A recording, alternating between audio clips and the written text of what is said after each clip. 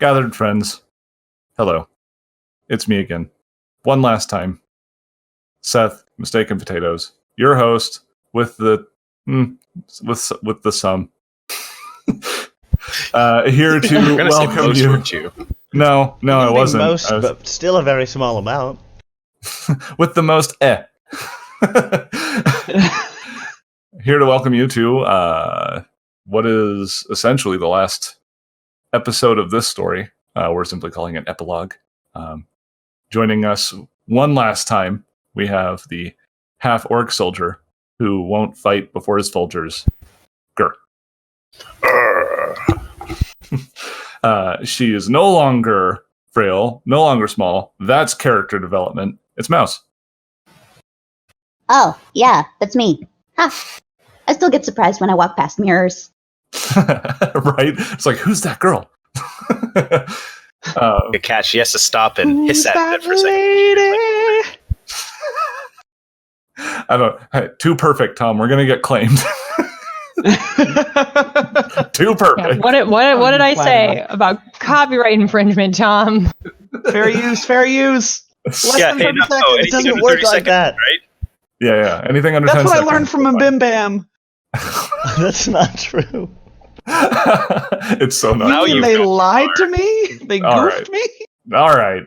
Now we have the big.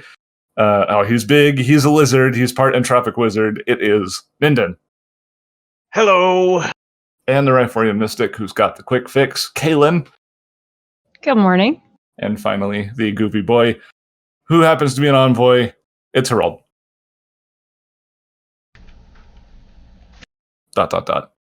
I do not hear a Simon. I was muted for it, and then I unmuted after I talked.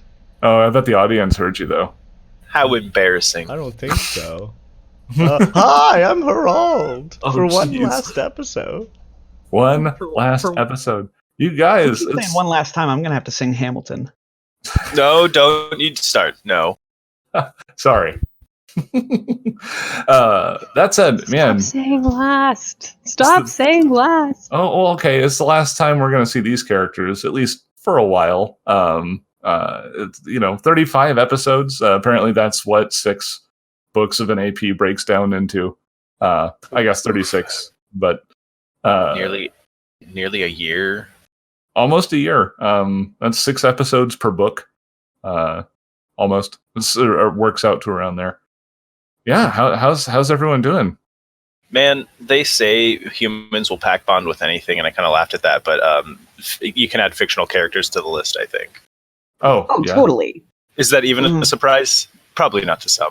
No. I think it's a surprise to anybody who is new to tabletop RPGs, Like, that's the power of things like Dungeons and Dragons. That's the power of things like with Starfinder, where you make this character, and whether you're aware of it or not, part of you goes into that character, and they become real, and that's just how it is. And that's, I don't know. I think that surprises a lot of people the first time they play how much this stuff ends up meaning to them. So I absolutely agree. Yeah, I definitely got really attached to my Solarian and Dead Sons when I played my first Starfinder AP. That was the first group, right? Yeah, it was with everybody but you and Liz in that very first party. Right. Different times. Different times. Not so different, I think, but not so different, but like different enough to. We've definitely grown as players. Yeah. But I had a hard time letting go of that character, to my point. Right. Well, this is a lot of stuff that we can talk about after the epilogue, just to kind of let people know what the general course of today is going to be. We're just going to do a little bit of a light role play. Our first course is going to be a little light role play, followed by Light, he says. followed by the ending, and then which has a smoky, woody flavor. Mm-hmm. I thought we were just going to role play light bulbs. Yes, correct. And I'm going to play a moth, and I'm going to try to ram my head into you, and Give me the lamp. I desire the lamp, brother. No, so I know we always try to make a topical reference at the beginning of these episodes, but man, you're pretty late on that one, Seth. yeah, that's like a year listen. old at this point. That moth meme will never die. I agree. I love moths. That's a good one. Oh yeah, it's I feel like the moth. I feel like the lamp moth and the loop cat are kind of like, I feel like they're related, if not by blood, by their desire for material wealth. Indeed. Anyway, you guys ready to dive in? Yes. No, that's why I've been stalling. Well, we gotta save some of this stuff for afterwards, where we're gonna take questions and stuff. So, okay. How's that video game y'all have been playing then? No, Talk about it later. All right. Well, if we're ready, I will go ahead and set the scene.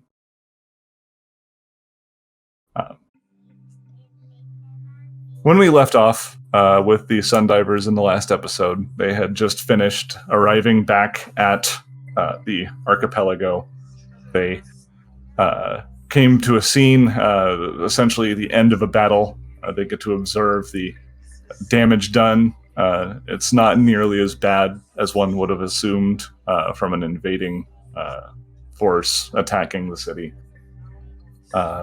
Only to find out that a lot of the information that was being provided to the Ifrit was coming from none other than Pinnacle Securities itself, the former employer of Herald and Kalen. After a confrontation, they were able to rescue Kalen's father. They were able to take out the CEO who was responsible for a lot of this, Kessie Distra. Let's see. Okay, there was a concern being raised. I had to look real quick. Okay. Anyway,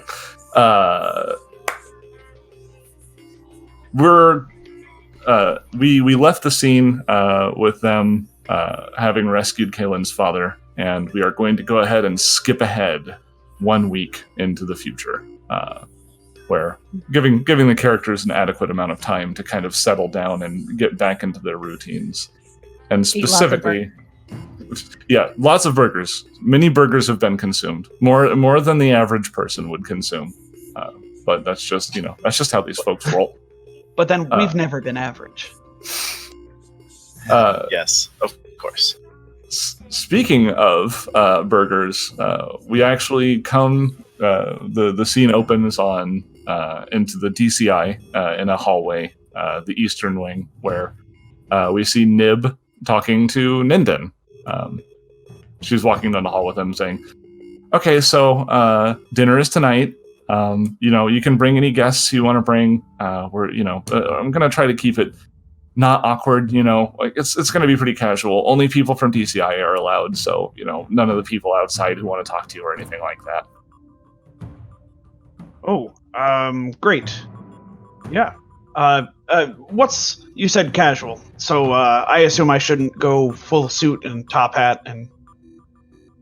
Top hat? I mean, you can dress however you want. I don't think anybody's going to mind whatever you show up in. Noted. I'll, It's like, are we talking white tie or just black tie? A black tie and nothing else? The Sundivers have two looks, battle Don't ready, you tease and me. full to the nines formal. We have no looks in between. Yeah, nothing else. Those are pretty much the only clothes Ninden owns, right? Aside from really, really casual clothes. Shopping montage. But she stops at an intersection and indicates down the hallway the dormitory that you have shared with Gur and Herald. And she goes, "Can you tell Gur and Herald? I mean, I tried to get contact Herald, but he hasn't been answering me all morning. So." Yeah. He's probably just asleep in one of the, the vases or something. I bet I'm gonna go in there and there's flowers all over the floor again. Oh, okay. It's probably right. fine. I forgot that he did that. All right, well, I'm gonna go get things ready. So I'll see you later tonight. Okay. Thanks, Nib. How do you forget somebody does that? It's horrifying. I'm just thinking though of like flowers all over the floor, and I'm thinking of like setting a romantic scene. So like there's flower petals like leading to American Beauty Herald's- style. or just, candlelight and Herald's like sprawled seductively across the bed or something. Oh, no. No. He's just sleeping in a vase. Just the petals lead up to the vase. Well, see, the And thing then is now some gently snoring slurry. Yeah. It's like Gak when you push down on it. There's just like one little opening that's like making a farting noise almost. That's how it Yes, exactly.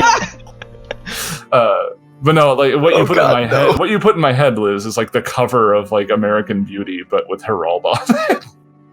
Oh no. Goodness. I love all of those gags. All right. Gross. So are you gonna go ahead and open the door to the dormitory? Yeah. Minden opens the door. Matori. All right. The dormitory. It's not even really a portmanteau. Oh no. It's pretty, you add one O. That's all you gotta do. That's it. You're done. That's it. It's the inflection. Yeah. Yeah. Yes. As you open the door, you see none other than Gur sitting inside in his back in his half orc body. He's holding a tablet. On the tablet screen is information about Aposte, specifically some information about House Azazer. Hey, hi. He kind of like hides the tablet a little bit. Hey, Gur. His body is just to give people a little bit more visual stimuli. Gur, your body is somehow fresher, more clean shaven, as though the people who were taking care of it had their own ideas about how to groom you. They're like, he only looks like this because he's been dead and he hasn't been able to groom himself, and he's a little bit more clean than you're used to seeing him. But then again, you were there for when he was transferred back into his body, so Yeah. They took better care of you than you do. pretty much. Oh, well, that makes me feel bad now, but it's probably true. He goes to scratch the stubble that's usually there, and finding none, just kind of realizes it's best not hiding things from his friends anymore, and kind of stands up and walks over and says, "So, well, What's up? I don't know how to say this, but I'm going to be leaving soon." Where are you going? Well, I've just ever since we got back, and I've got back to being me. I've had these flashes of memory, and I need to go find out. I just need to go find out what happened to my mother. All right. So, when are we leaving then? That's the thing. I don't know if you can come with. Why not? Simply put, it's too dangerous. Minden like audibly snorts, and says, "You're kidding, right? Like, it's me and you. Like, what could possibly be too dangerous for the two of us?" As the GM, I would like to step in and say, literally nothing. I threw as much as I could think to throw at these two. Like, Kaikor! Bring it to us and let us kill it. Yeah, and you bring her a demon. We haven't fought a Briarvath yet. Like, I don't know, man. Suddenly, Yes! Tarask. No. Ooh, good band name. Somebody write that down. Suddenly Terrasks. Suddenly Terrasks. Suddenly, Terrasks. That's my favorite '90s hardcore metal band. Is that like They Might Be Giants? Like They might be Terrasks. Anyways. Yeah. Oh god. All right. Right. Dramatic. Yeah. Right? Yes, we were being melodramatic.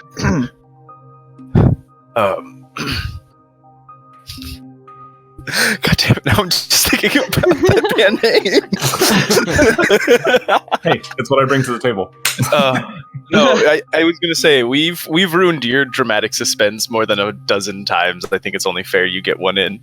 Yeah, this is epilogue. It's just gonna be me here, just shit posting at the sidelines, just like Yeah. Yeah. All right, deep breath, recenter, go back to the drama. Drow are evil. This is a frankly a one-way mission. I don't know if I'll be coming back, and I don't want you to have to risk your life as well for something that you don't have to. Grr, I don't see this as something that I don't have to. I should be less obtuse. This is something that I think I should do. You're my closest friend. There's no way that I would let you go, even if it's a one-way mission, which, you know, we've been on a lot of one-way missions before, and here we are. You literally came back from the Pronking dead. So, not that I want that to happen again.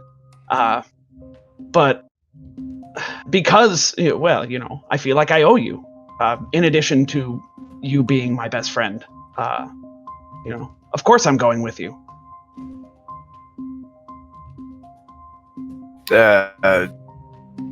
Gur just doesn't really say anything after that for a little bit. He's like kind of thinking.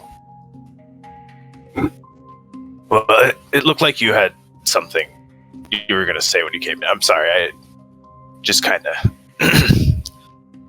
you know me, I jump into things when I'm nervous, and he kind of like laughs nervously. Ninden walks up to Gur, puts his hands on his shoulders, just like, you're going to have a hard time stopping me if you think that you're going to leave me behind, my friend. So, just stop. Don't think like that. If you have problems, they are my problems as well. So, I think that's all I need to say on that. And then to the camera, like Nib's head is seen like translucently floating above Minden's head, and you hear her go, "Dinner plans."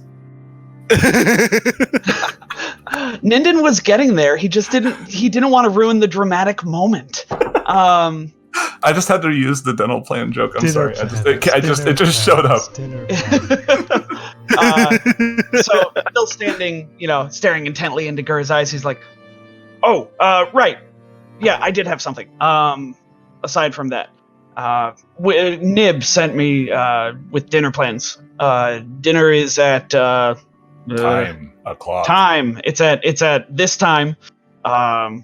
She said to dress as fancily as possible." Ooh, that time o'clock. Can we do time 30? I have a thing I need to do. Nah, she was pretty adamant. It has to be Okay. 10 o'clock. Okay.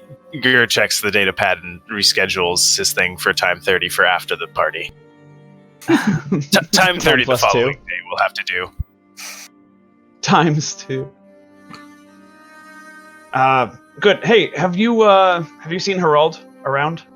Gur, you remember Harold told you that he had some sort of business to take care of with Kaylin at Pinnacle Securities. I said something about Pinnacle Securities with Kaylin, I think. I was only paying half attention, honestly. And, he kind of looks up. I assume you still are, standing in front of him, unless you've moved away at this point. But he's like... I mean, he's probably, not standing there awkwardly still holding your shoulders. But dang, I was hoping that was the case. What? No. There was dinner plans, just, little shoulder massage there. Yeah, that whole thing was being delivered while his hands were on Gur's shoulders. Yeah. They're close. They're used to it at this point. They start salsa dancing. Back. It's a real back. Patrick Harris. Oh boy, why have I forgotten his name? I want to die now. Ian McKellen relationship. Oh, gotcha. Oh yeah. Patrick Stewart? Yes, Not Sir Patrick. You said Patrick Harris. I'm just I gonna was go like, back. Neil Patrick Harris. And Ian McKellen? Look, guys. I got like 2 hours of sleep last night. Yo, That's fine. same. Yeah. So anyways, I'm gonna go back to bed. Good night. That's me. Yeah, Gur is no longer featured. He won't be here for the Q&A. Oh, he's left. You jerk. God. Whoa! What? What happened? How was your sleep? It's It been was 20 days, Gur. No, I was gonna say like Gur's death. It felt like aeons, but it only lasted a week. I honestly don't know what happened. I did not quit. Did like You didn't do that on purpose? What? No. That's so funny. You actually I got didn't even do that on purpose. You got disconnected from the Discord. Yeah, Bizarre. that's so weird. I just thought you guys booted me or something. No. I could do But that. no, then I looked over have and the power. yeah, no. Discord had to restart.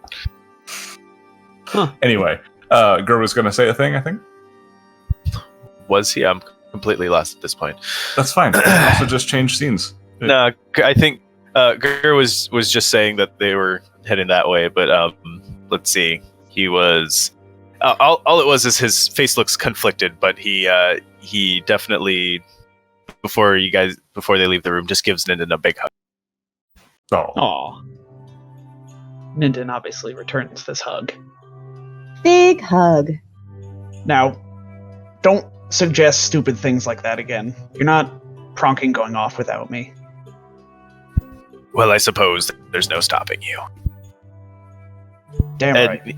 he says it with a bit of a smile. All right. As we pull away from that scene, we change over. We see Pinnacle Securities, the slanted spire that is the corporate headquarters, before heading within. We see Harald and Kaelin sitting in a pair of simple but comfortable chairs on one side of a desk. Kaelin's father, Gordon, closes the door behind them and makes his way around the desk to a chair behind the nameplate.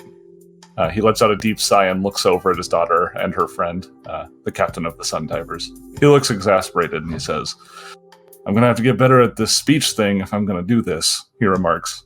Not minutes ago, he had wrapped up an acceptance speech for his role as operating CEO while the company undergoes a restructuring. This was brought on by the discovery that the former CEO, Kessi Distra, had involved himself in the Afridi plot to conquer the Burning Archipelago for the promise of power and eternal life. Rather than dissolving the company, at Harald's behest, the Pact Worlds agreed to instead conduct an extensive probe of Pinnacle Securities, and they rooted out all the employees who were involved in the plot. Now, only those who are loyal and not touched by the Afridi invasion are remaining, and they know that somehow they have to rebuild. What about Cheryl at the front desk? Was she clean? How's her sister's baby? Cheryl was obviously clean.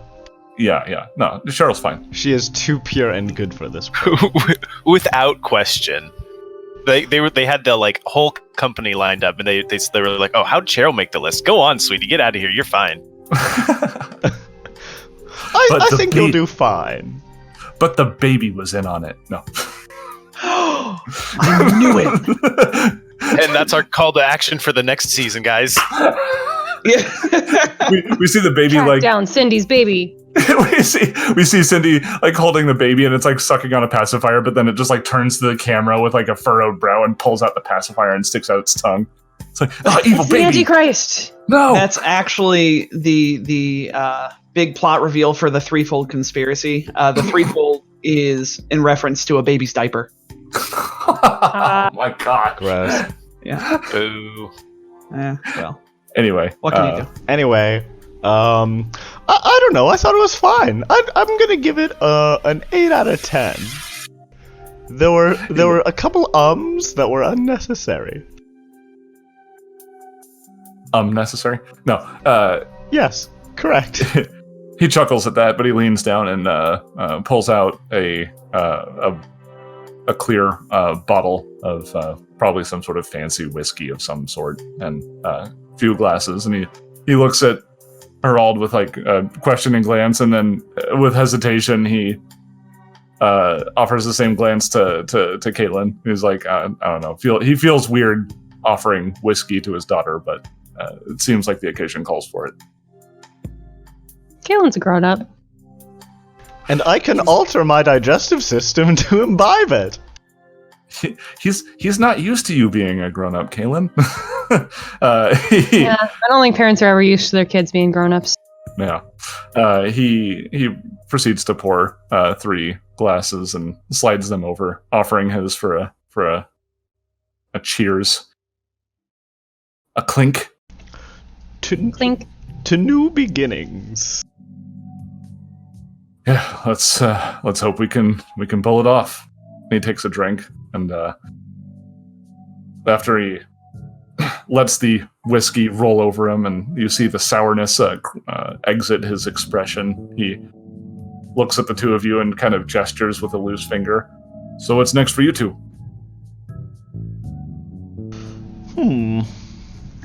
Well, do you need help here?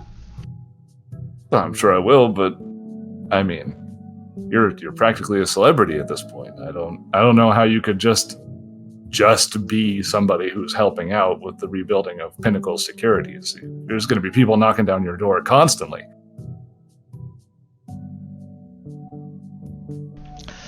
Harald's face screws up.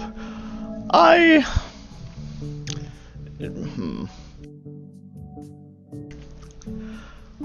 just think that there's a lot that we can do with Pinnacle that we haven't so far.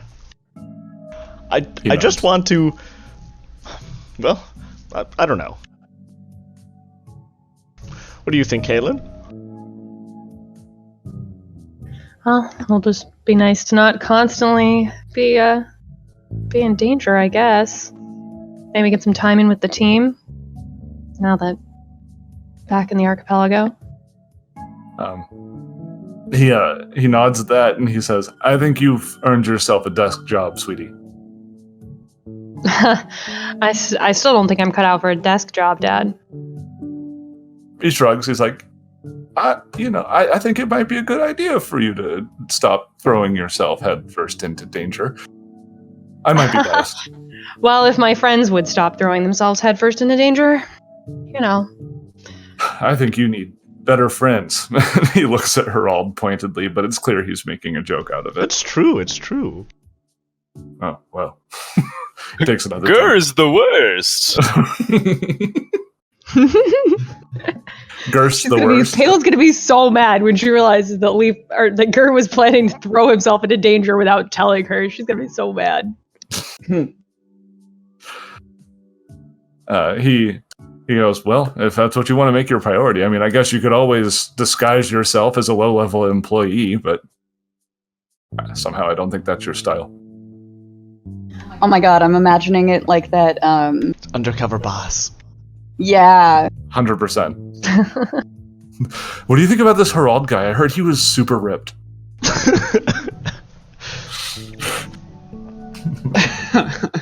The most undercover boss. Yeah, totally. Well, if the rest of the crew is on board with it, I think that we could represent Pinnacle's interests abroad in the rest of the Pact Worlds and the rest of the near space. I don't see why we would have any trouble investing some funds in that direction. But we'll have to discuss with the rest of the crew. It's only been a week, after all. Mm-hmm. I like changing my mind. Almost as if on cue, your comm unit goes off. It's a subtle beep. It's not like somebody's calling you. Glance down at it. It looks like Nib's been trying to get a hold of you. In standard Nib fashion, you've got like 16 unread messages that just somehow got pushed through. I should probably see what Nib wants. And one message says, "Hey," the other says, "How's it going?" The other says, "What you doing tonight?" And then she's the fourth one's she's like she's one of those. Yeah, I'm one of those. Like, I feel guilt. Like, I can't do. Like, there's something about like typing messages where it's like I want to have the same kind of conversational pauses you can put in, but in text form. So like I'll send multiple messages, but then I always feel guilty when I do it because of like I just pinged them like 4 times and I could have just did that in one message. Exactly. Yeah, but that's like So the best way to get that pause then. It comes down to what's worse, 5 or 6 pings or an essay and a text message. I'm usually an essay typer. You gotta find the right balance, right? Yeah. I like the Meanwhile, essay because then you can edit. And like oftentimes by the time I get to the last sentence, I want to change the first sentence. Sorry, let's continue. No, I'm not an essayist, man. I like to shoot from the hip and just regret everything. That's my style. Hey, I see you. The Wild West of text messaging. Shooting from the hip.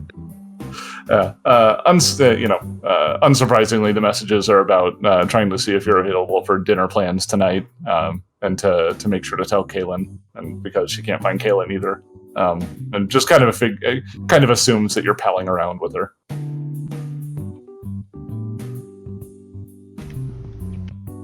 But moving on from that, the scene will go ahead and change again. We're going back to the DCI. Because having had time to actually relax, rather than fight evil regimes from the plane of fire, deal with prisons for elder gods, or explore unknown cities left behind by long-forgotten civilizations, Mouse is seen in her personal workspace back at the Deep Cultures Institute.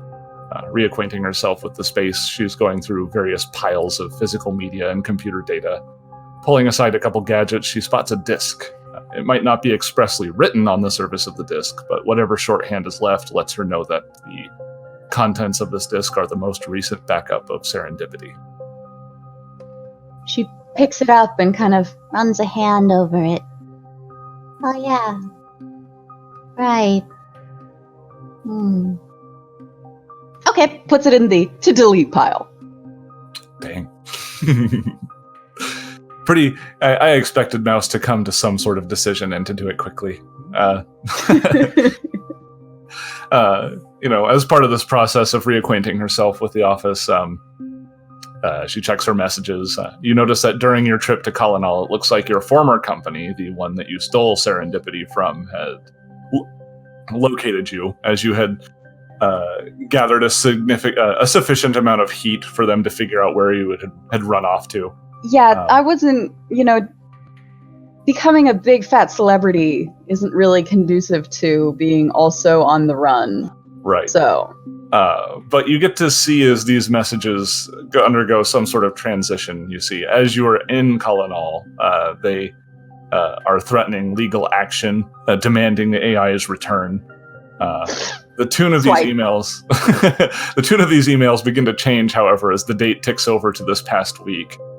Now that you and your friends are hailed as heroes, there's a notification that not only are they now dismissing charges, they are now offering a new position at the company in AI research and development. Swipe. Let's let them sit for a little bit. Enhance my negotiating position. I'm just surprised they're not worried you're going to steal another AI. But she does absentmindedly take the most recent backup of Serendipity and put it on the to keep pile. Oh. Whether she's like, I'm going to delete this, but then puts it in the not delete pile. Well, it's more like, Well, if I want them to pay me... Oh, sure. Somewhere during this process, there's a beep at the door. You recognize it's the sound that you get when somebody is deigning to take away your productive time and speak to you face to face. Ah, so rude. She drags herself out of her chair, opens the door, and is like, "What?" It's you're greeted at eye level. I think is Mouse's typical action here to open the door and like look up, like be looking upward. I bet. It's like the door opens and there's nobody there, but then you look down and it's Nib, and she's about the same height you are. What? Oh, I hate her so much. She says that out loud. No, I didn't. No. She's like, "Oh, hey, Mouse." Speak. She just kind of gets a smirk on the side of her face because she knows that she bothers you, and she's just kind of accepted that at some point, and now she's just leaning into it. Oh yeah, she uses it, and she goes, "Well, I'm sure you already know about the dinner happening tonight. I mean, I let you all know as soon as I could, but I just want to make sure there was no special meal requirements for you. I know you like to drink your super efficient meals and stuff like that. Are you okay eating with the rest of us, or do you need something different or some sort I can sufficiently digest, quote unquote, well, normal, aka suboptimal food. It's fine.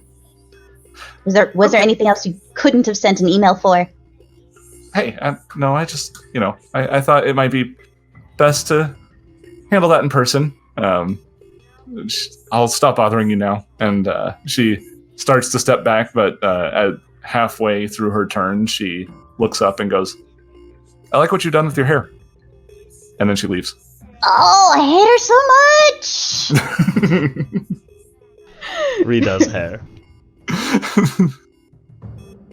She's probably talking about the fact that it's no longer white. Yeah, well. No, Mouse goes back. I was like, oh, Pronk. I'm gonna have to see her every day if I stay here. I don't really care about the sun. Been there, done that. Immediately undeletes the email offering her a job at the AI research. She archived it. Right. She'll be like, I take it back. Tell I take me it back. I take it back. Yeah. But that said, I think.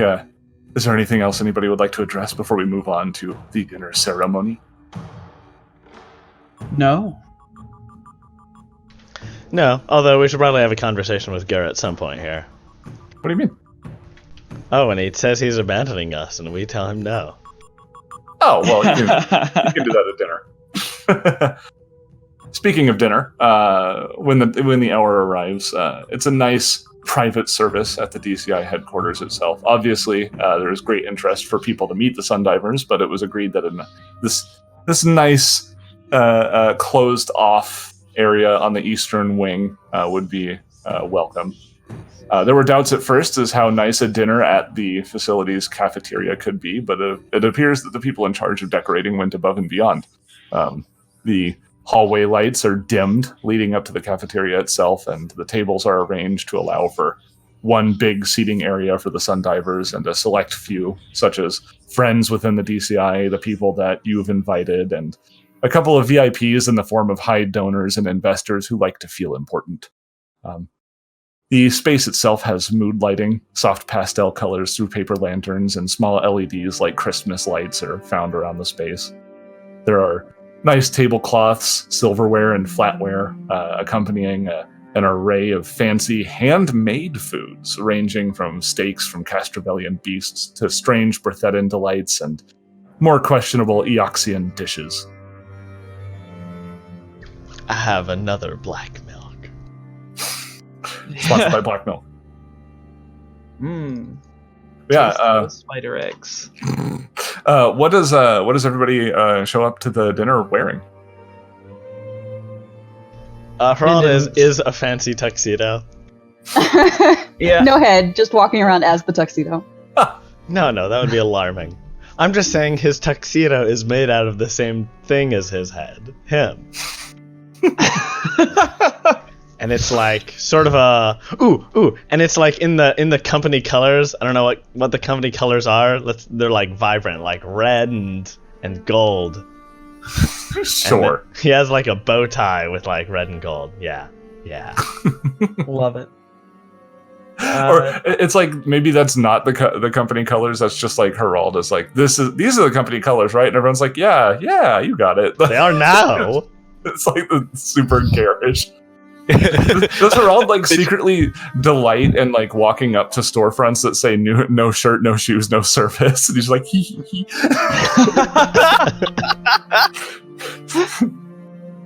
I'm sure he chuckles to himself. Maybe the first few times. Ninden is wearing his tux. He has his top hat on, of course. And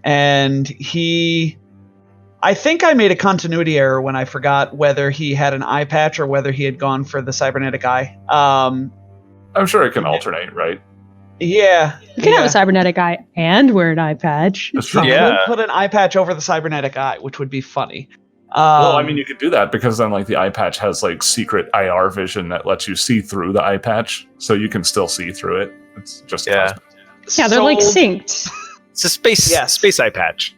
Yeah. Yes. But then so you're yeah, fessing up Ninden's to the wearing- fact that it's like purely aesthetic.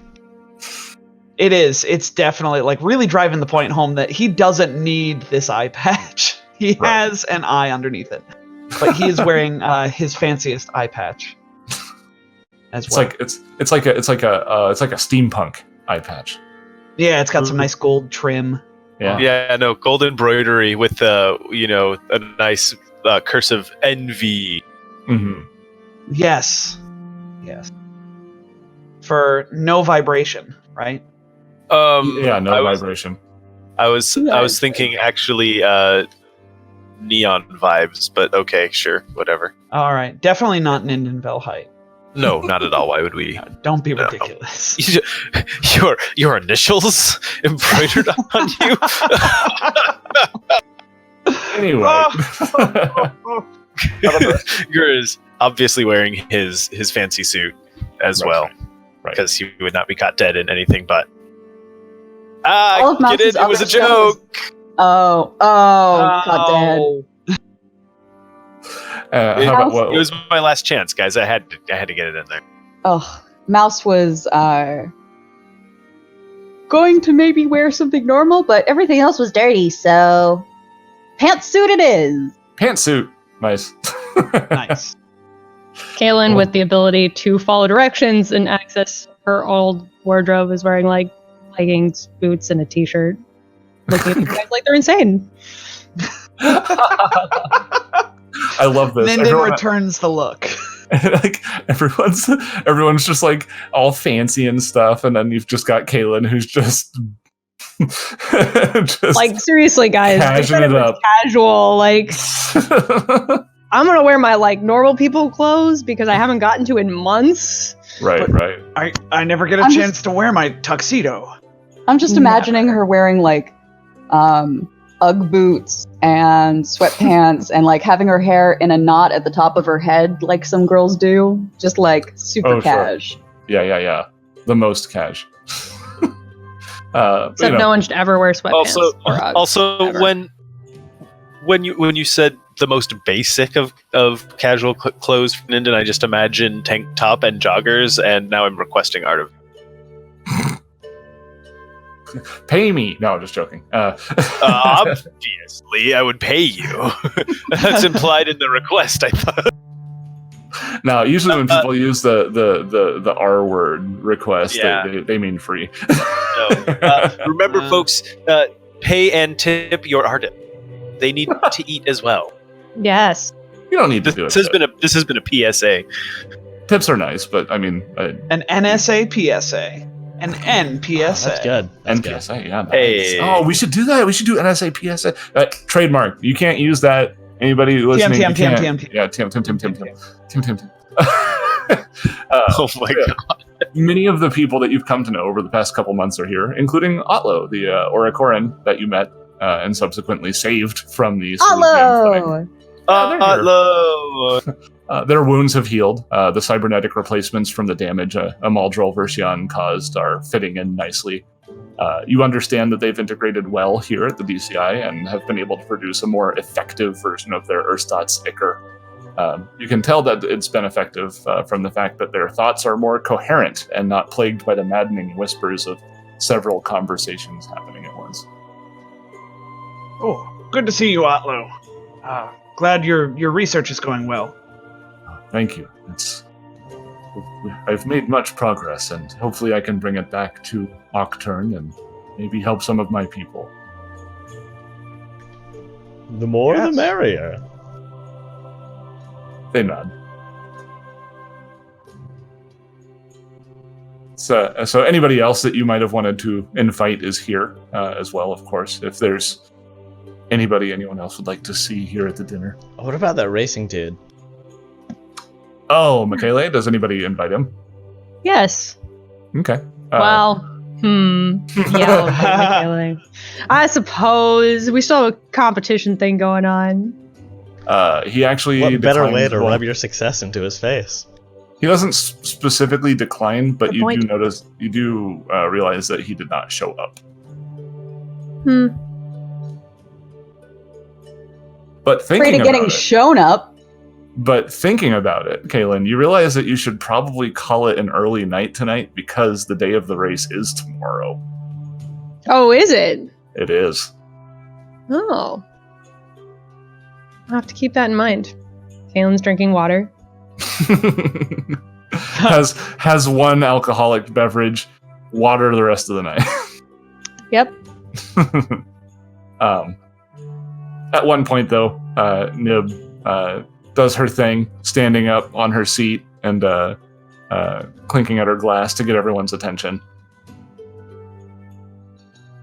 She goes, "Good evening, everyone. Thanks for taking time out of your schedules to celebrate the occasion." She looks at the crew and directs her wine glass at you. I don't think I need to remind everyone what it was like here before the Sun Divers showed up. We were outcasts of the scientific community, despite the fact that the evidence we found of other civilizations in the sun was suspect at times or riddled with conjecture. We were determined to press on because we chose to believe. We chose to believe that what we were looking for was out there, just as we believed in the Sun Divers as they took their eponymous trip to Noma, as they ventured to Ezorad, as they went to rescue the people of Kalanal. I would say that they believed in the work they were doing just as much as we did, though I think at first you probably had some sort of financial motivations, she says with a smirk, clearly pausing for polite laughter as she looks at the lot of you. Man's gotta eat. There's people laugh. It wasn't the funniest thing anyone's ever said, but they're like, haha, Herald said a funny thing. Yeah. Despite how we felt at the time, the fact is that they came through.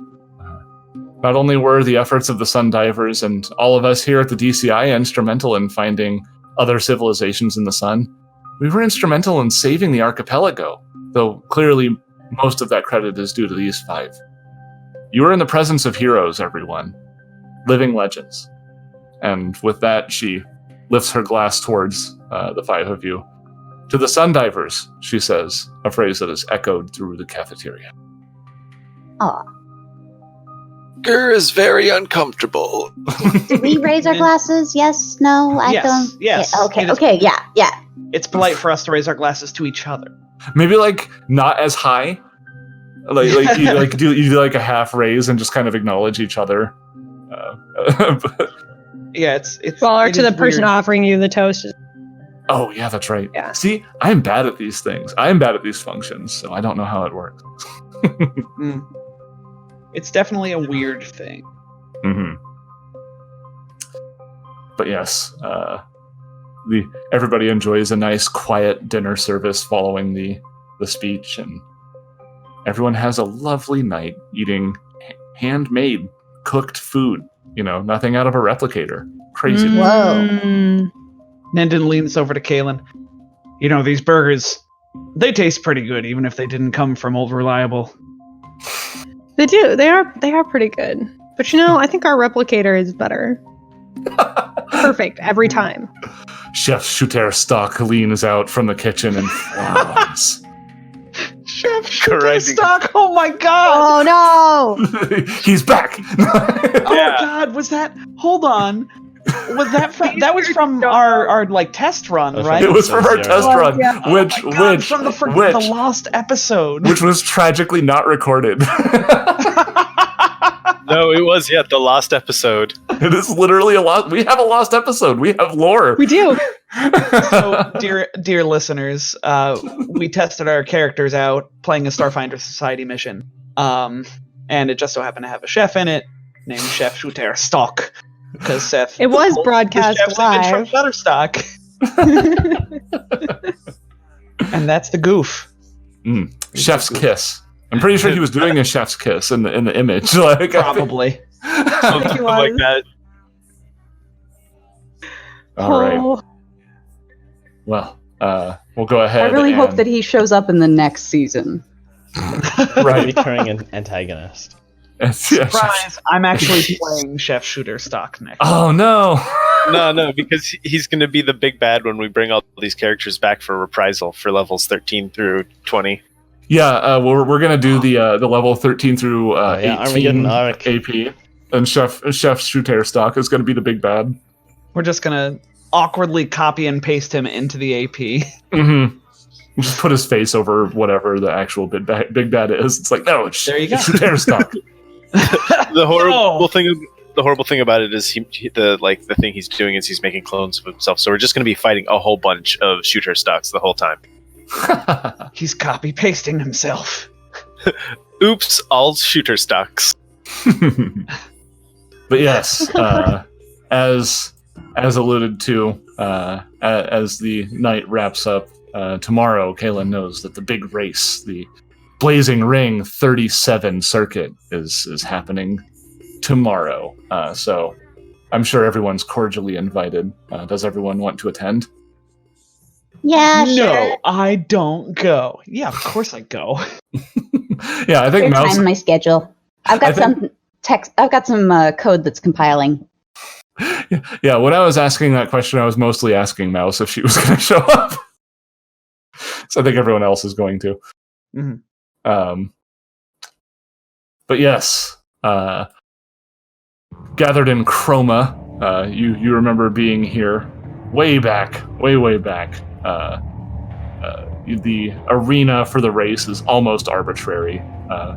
Sure, at one point the speedway connects to the arena, but following its path, you look up above you and you see that the racetrack goes all the way around the Bubble City itself, including turning upside down to go along the bubble of the shield itself. Is that really necessary? To them, it is. yes. The track, uses powerful gravitational and magnetic systems to keep the bikes attached, no matter how wild the track gets. Kaylin, you have one last chance to speak to your friends before the race starts. Well, that wasn't ominous. Yeah, that's not ominous at all. All right, well, wish me luck. Hopefully I can beat Michaela this time. You're gonna. We believe in you, sort of. I think. I mean, I don't really have enough technical knowledge to be able to give you an accurate prediction of your likely success or failure. So anything that I say is going to have to be Gur just weighted with puts a a heavy hand on caveat. Mouse's shoulder and just kind of like that'll do. Just kind of slowly pushes her back. Oh, forget about all that. Can this Michele guy say that he piloted a ship through the sun? I think you've got him. You've got him in spades, kid. Yes, now remember, you are now representing Pinnacle Securities, since you're being sponsored by them, and you wouldn't want to let down your father, so race good. Oh, wow. Gur also pushes Harald back as Somehow Gur is the most aware of the social faux pas that are being committed. You know, he was like a serious empath for a while there. That's He's true. gotten Yeah, really that's- good at this character stuff. development for everyone. Character development. It's not just for one character. Character It's development. character It's not just for development. Character development. Oh no. I said character. God. My brain chose not to hear that, so That's good. We'll move on. Does Gur have anything to tell Kaylin? Just, hey, go get him. Thanks, Gur. All right. So Kaylin, you make your way towards the garage. You're cleared to enter. The rest of you watch as she disappears into the area that only racers are allowed to go. Kaylin, you look around for the algorithmic compositions team. They're easy enough to spot, and they loop you in on the prep status. You've practiced this course many times virtually, and on your downtime, they've trained you on how, in the use of the hover cycle. At this point, it all feels like putting on an outfit. Speaking of, they provide you with a tracksuit, and they gesture towards the locker room so you can go change. Perfect. Kaylin, get dressed and psych herself up a little bit. Get ready to go. All right. Once you've got your outfit on and you start to leave the locker room, you feel Michele. All of a sudden, you know he's there. Mm-hmm. Of course I do. I look around, see if he's actually nearby. Oh yeah, he's leaning on a wall, directly to your left. I'll head over there. He shrugs himself off of the wall and says, "Looks like I was right," lifting a brow. You were. There was definitely something wrong with the sun. And I knew you would be instrumental in protecting it. Great work. I knew you'd pull through. Thanks. He Ready to offers get whooped today? He offers You've seen something of a smirk on his usually expressionless face before, but you see something a little bit closer to a smile. And he just, at that, starts to walk, and he goes, "I'm not just going to let you win, you know. It's not every day you get to beat a hero." It would take all the fun out of it anyway. He waves over his shoulder and starts heading towards his bike. Kaylin goes off in her own direction towards hers. I swear to God, if he beats me again. The rest of you are given prime seats at the top of the arena, that glass box where all the bougie sorts get to carouse and have fancy drinks while they watch the race. There are monitors all over that allow you to see what everyone else is seeing. There are multiple feeds that will be used to monitor different places on the track to get a close view of the action. Though they've already shown you in the box a few times because they want to let everyone know that the famous folks are here. Harald waves magnanimously. it's very annoying. They always seem to get me when I'm putting something in my mouth. Right? Just like she's just always like leaning down to sip, and like that's when the camera like it zooms in on Mouse. It's like sun divers. Harald's hand gets really big when he waves. He's worried that the audience won't see him.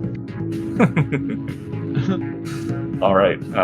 You watch as all the hover bikes line up, and the countdown begins. And with a signal, the race starts. The crowd is whipped up into a frenzy as the hover cycles tear through the speedway.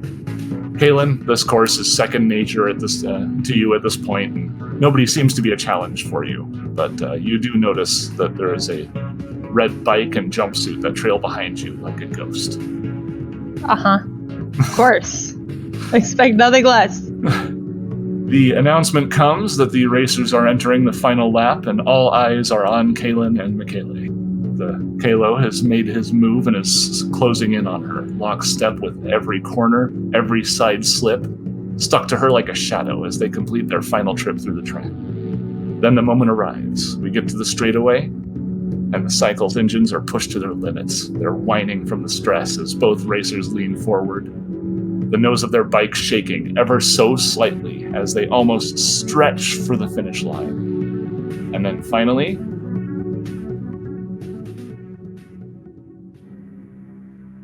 Finally, what?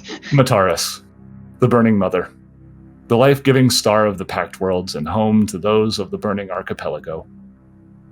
Just 2 months prior, the crew of the Fortune's Fool arrived here for various reasons, be it escape, family, resolution. They had a need of the sun, though nobody could predict that the sun would have a need of them. Whether they liked it or not, they were instrumental in protecting the autonomy of this strange solar society, getting involved in a plot much larger than anyone could have predicted. Today, they are changed. They are no longer the crew of the Fortune's Fool. They are the Sun Divers. And their legacy as explorers and heroes will live on in the history of the Pact World.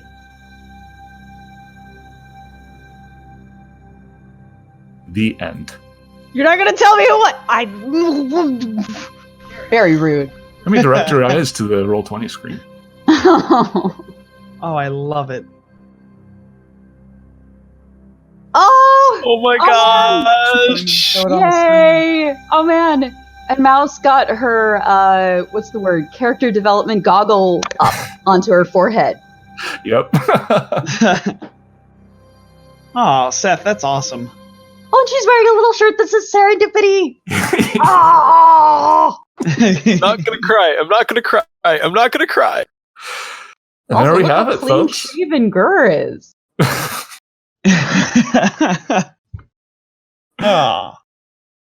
Ta-da! Aww, so cool. Thank you so much. I love this art. Thank you guys.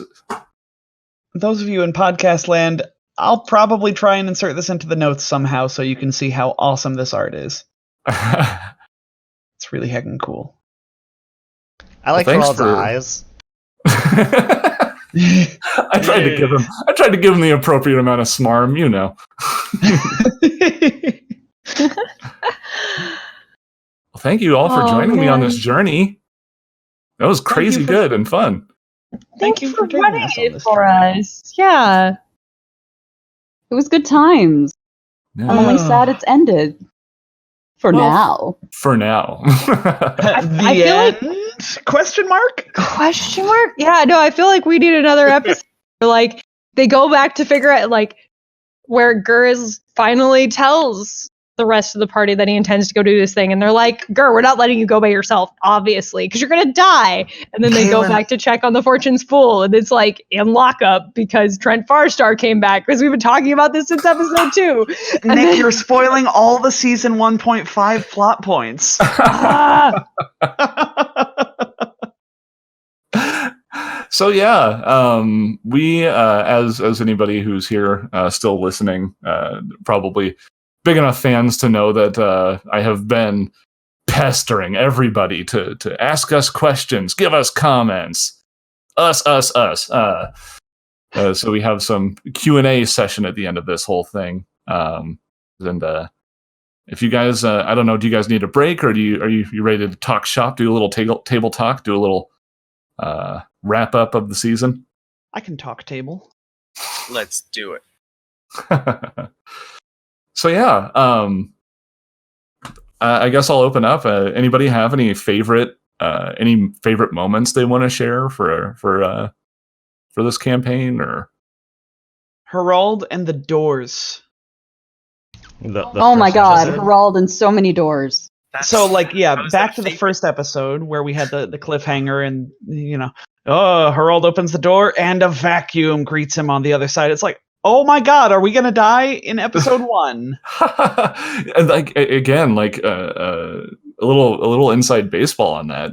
You guys went way further than I thought you would in the first episode. So like, I got my first taste of GMing by the seat of my pants there. Like, I thought we would get on the ship and that was it. But I was like, oh my gosh, we're like so much farther than I thought. So like, I had to like read ahead and like in a panic state, like get everything assembled. And I was like, the door. Yes, he opened the door. This is so perfect. Like I wanted to thank Simon for giving me that cliffhanger because I was like, okay, perfect wrapping point. Yes. I never noticed that. So you did a good job hiding it. I think we talked about also it at some point oblivious. behind the scenes, but yeah. It's the old demamming cup shoveling. Yes. Cup shoveling. You know, where you like, I guess you didn't even need to do that, right? You just The shell game. Yes, the shell game. Shell, not shovel. That wouldn't make any sense. But yes, you did. Did a very good job of hiding it. Oh well, thank you. The Anybody game else? is Any all other- about lying to your players convincingly.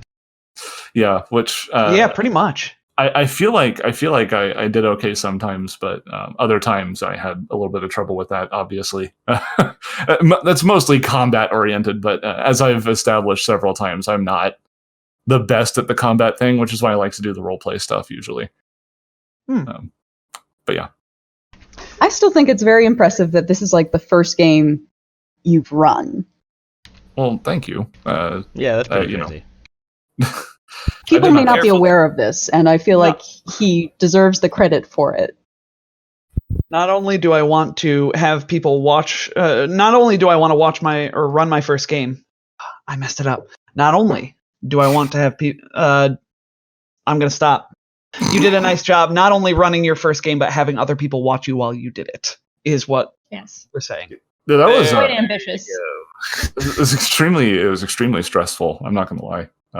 And I know I'm very compliment averse. I'm gonna go ahead and I'm gonna hold that beast in. I will allow it for now, but don't think that I'm not going to take you to task as soon as Simon hits the stop broadcast button. Ah, yeah. You gotta let us Okay, be nice well- to you. We're live. Sucker. We have a On question you, in- We're just gonna keep talking. Well, do we have? Hold on. We have a question in chat. We do, but we haven't gotten through the table yet. Like we have a favorite moment from Tom. How about the rest of you? Noted though, but Stubble. We will get to that question. 100%. I liked Gur's death and the episode after it. That was all You good stuff. sadist. Yeah, that was another one of my favorite moments as well. As far as like dramatic moments go, that was pretty on point. Mm-hmm. I felt very plugged into my character at that time because I think we were both feeling the same exact things. I was anguished. I don't know if you all could tell, but like when I was muting my mic, I was going away, like I was walking away from my desk so I could blow my nose because I was like gushing. Not to be gross, but like I was so I'm actually feeling upset thinking about it.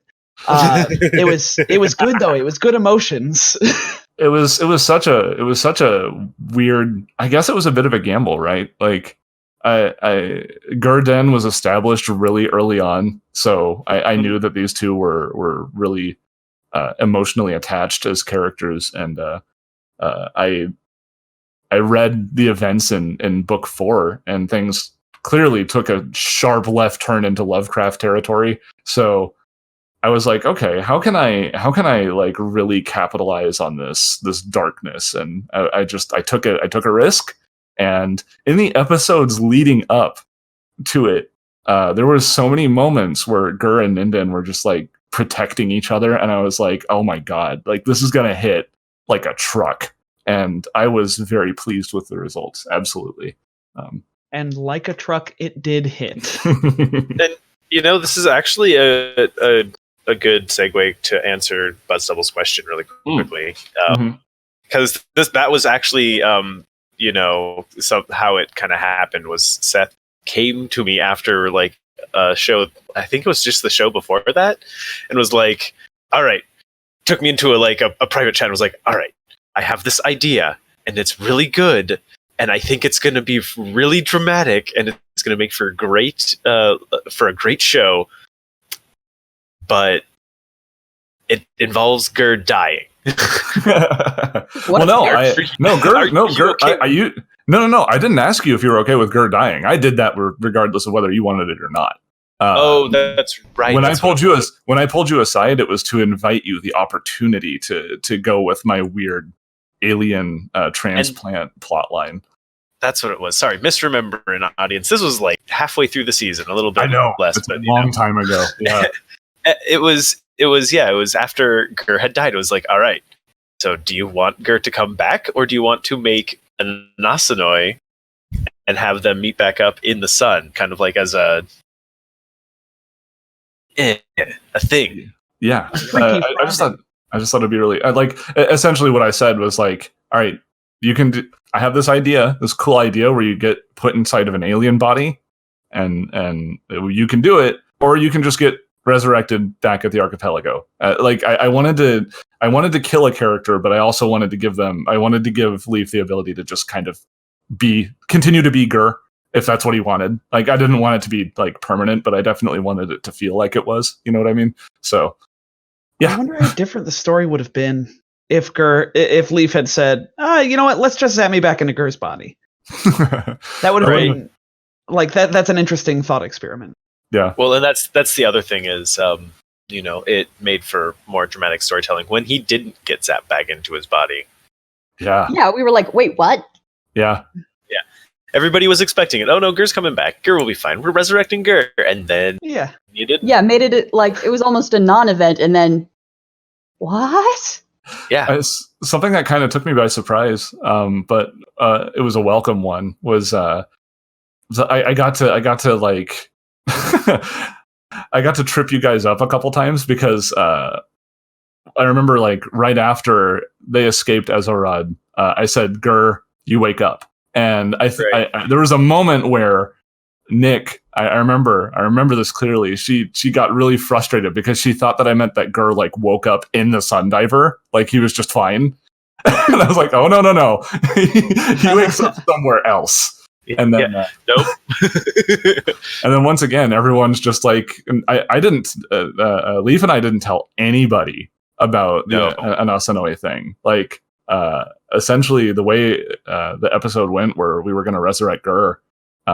Everybody thought it was just going to happen, and then I explained that it didn't, and he woke up in someone else's body, and that was a surprise to all the players, and it was just a delight to see you all react to that. I'm telling you, man, it's all about lying to your players. That's DM. I know, exactly.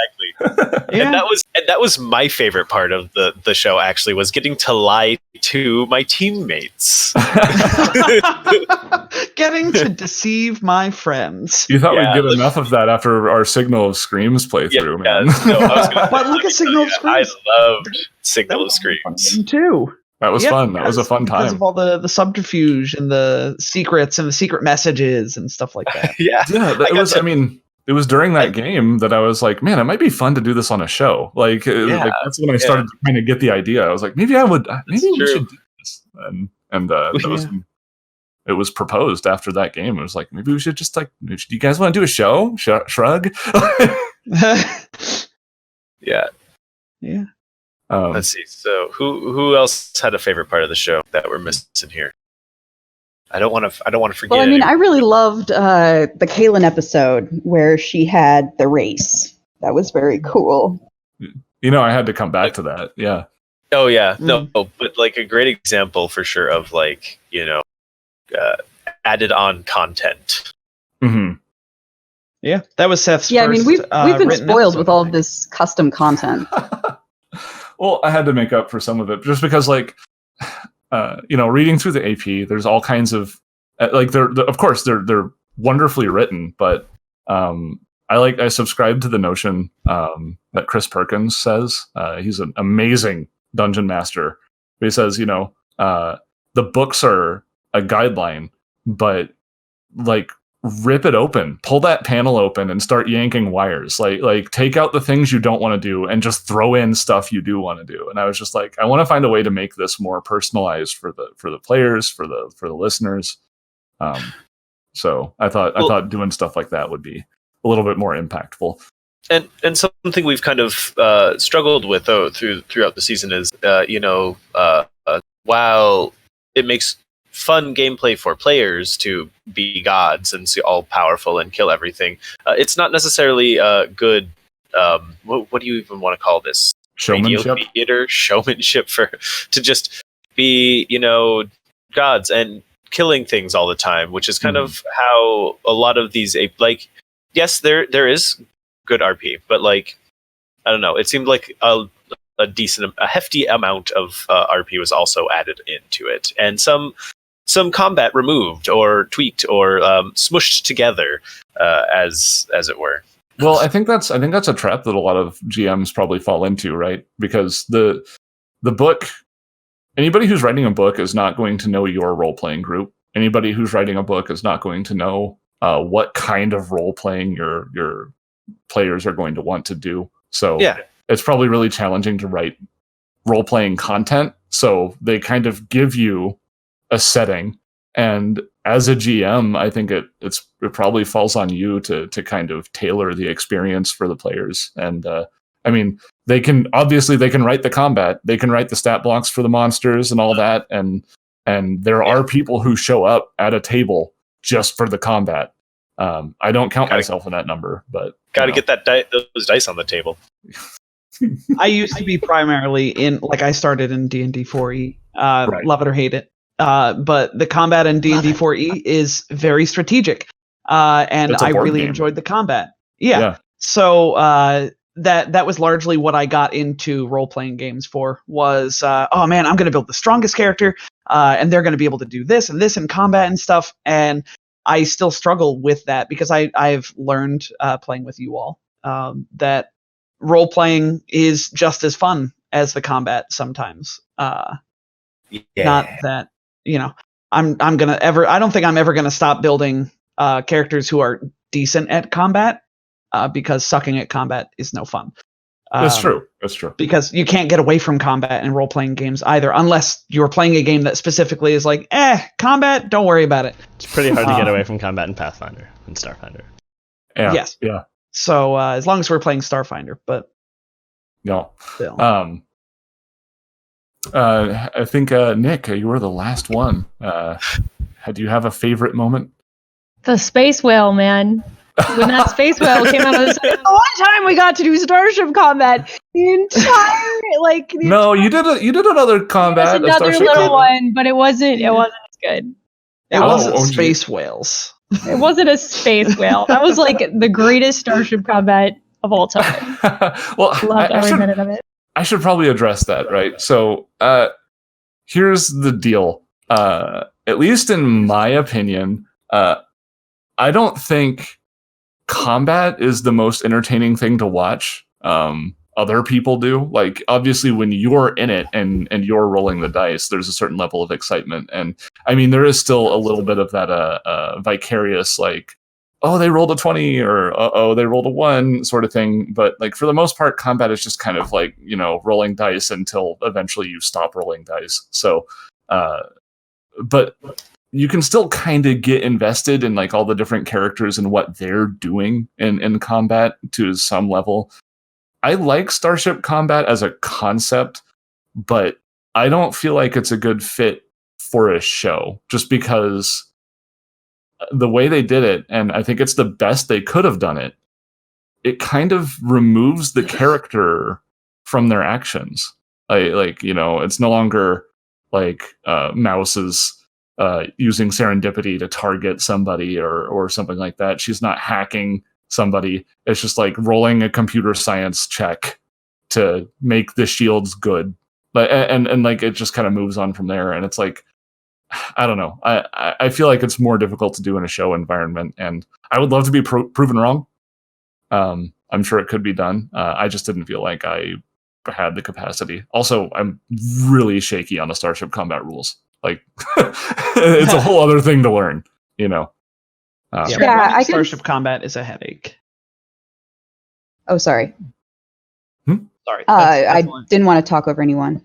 Go ahead. I think that part of what they might have been aiming for with Starship Combat is the feeling of being limited by the ship you're in, and to make it feel very different than physical combat. Right. And I think it does a good job of having that sort of once removed experience. And you do have to work as a team a lot more. At the same time, I agree, it doesn't really make for interesting listening. Yeah, that's my big concern with it, for sure.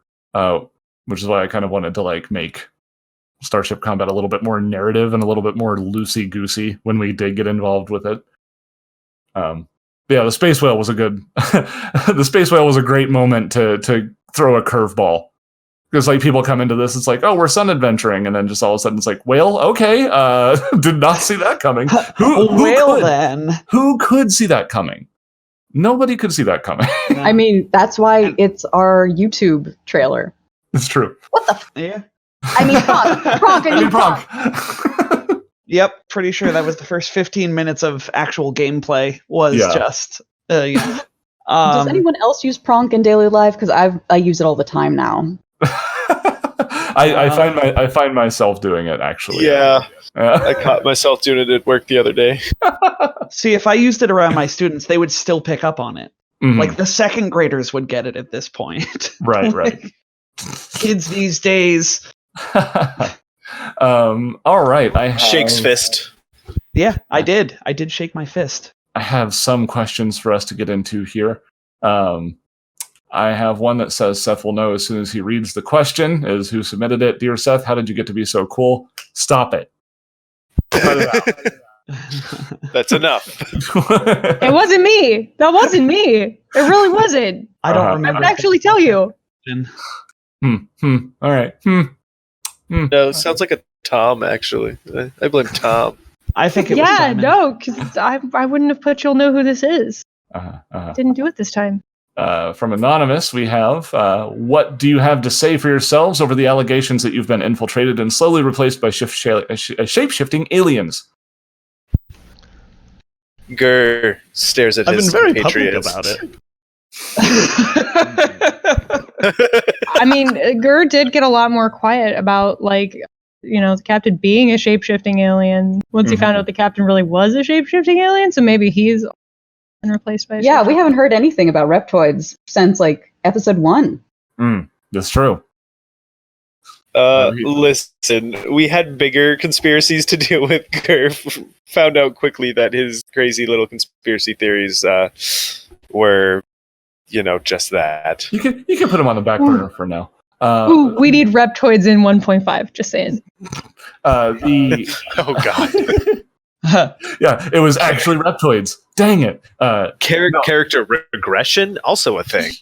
Part of the same question is also, what are those aliens planning for season 2, and what must I do to get involved?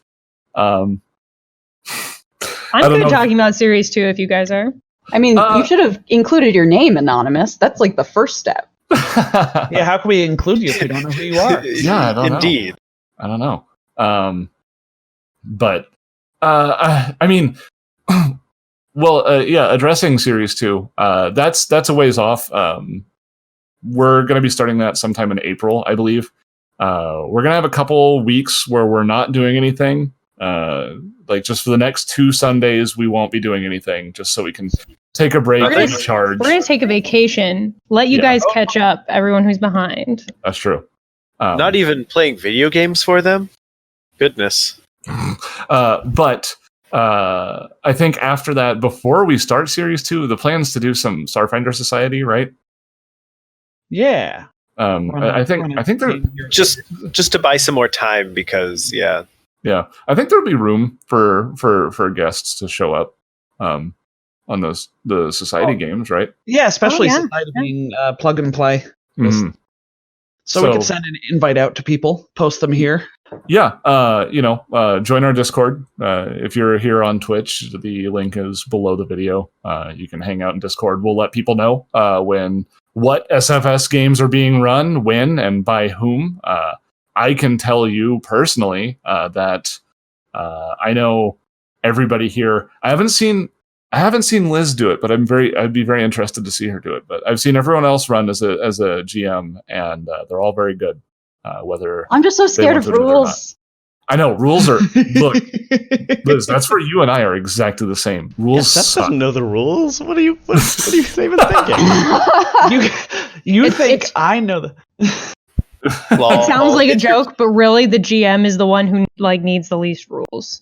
Yeah, no. Players are supposed to know their own rules, and they bring them to the table. And if you can't point to it and say, "Hey, look, here's the rule," the GM can kind of just go, "Well, I don't know what to tell you." Yeah, I think the misconception comes from that, especially new players are often brought in to a game by like the GM recruiting them, and in those cases the GM is sort of simultaneously teaching them the game.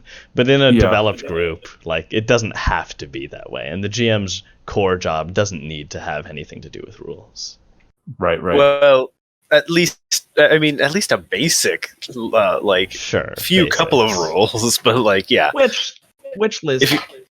But if you also The GM if you can change them whenever they want, so 0. Except for society play. Society play is kind of That's a little different, yeah. kind of rigid in that it's supposed to be the same experience. I don't think it's that important that we really stick to society rules. Do we like care that much about the credit?